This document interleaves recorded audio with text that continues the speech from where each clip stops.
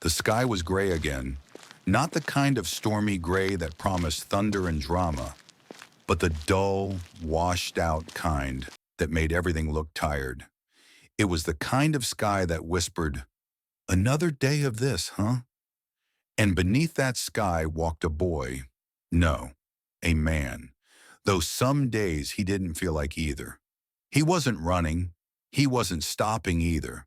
Just walking.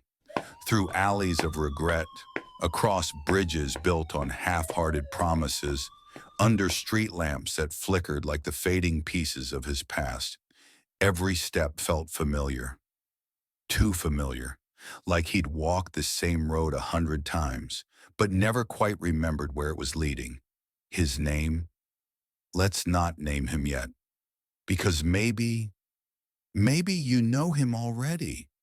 Maybe on quiet nights when the world falls still, you are him. He's the kind of soul who never truly felt at home. Not in houses, not in rooms filled with laughter, not even among people who claim to care. Home to him was a fantasy, a place where love wrapped around you like a blanket on a cold night, where connection wasn't temporary or transactional, where you could speak without needing to explain why your voice was too loud or too soft.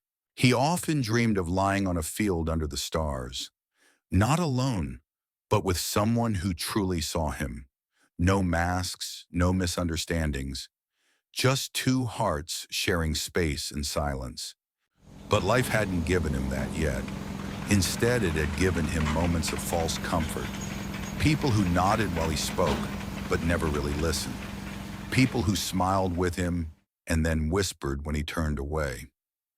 Even the one person he thought might understand, his ex-lover, only understood for moments, not for always.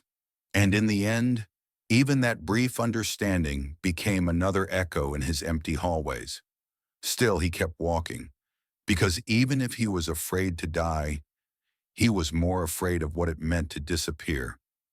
There had been a time when things felt almost right. A job in another country, a chance at independence. It gave him food, shelter, a taste of peace. But a single mistake, a missed visa check, cost him everything. One day too late, one small oversight, one massive regret. It became a ghost that followed him, whispering, "You could have had it back." He tried to tell himself he did all he could, but deep down, he never stopped blaming himself.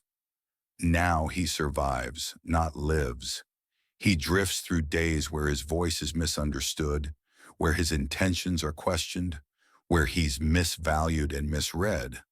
But even in the fog of all that, he keeps something close to his chest, a faint hope. Hope that maybe one day he'll wake up and not feel heavy. Hope that maybe one day he'll get to taste the freedom of wealth and choice. Hope that maybe one day he'll fall asleep without regret and wake up not surviving, but living. If you asked him what his heart would say, it wouldn't speak in metaphors or poetry. It would cry, "Save me," or whisper, "Love me," or simply plead, "I need help." But most people don't ask. Most people just hear a raised voice and think he's angry. Still, he dreams, and not just of freedom, but of strength. The kind of strength that lets you stop waiting. The kind that says, "If I knew I wouldn't fail, I'd run forward and never look back." He's tired of waiting, of checking behind him, of trying to carry others who never reach back. And yet, he believes no one is meant to survive alone. He's proud of still being here, of enduring, of not giving up, even when it feels like he has nothing left. And maybe, just maybe, if he survives this chapter, this turning point, he'll finally learn something that makes all the past hurt worth it. Because his story isn't about being saved. It's about learning how to love without losing himself, how to speak and still be heard, how to make a decision and walk its path without looking back. So if you ever meet this boy, this man, this soul still searching for home, Don't ask him what he wants to be. Ask him who he's becoming. Because that's what this chapter's about. It's not the end. It's not even the middle. It's faint hope. And sometimes that's just enough to keep going.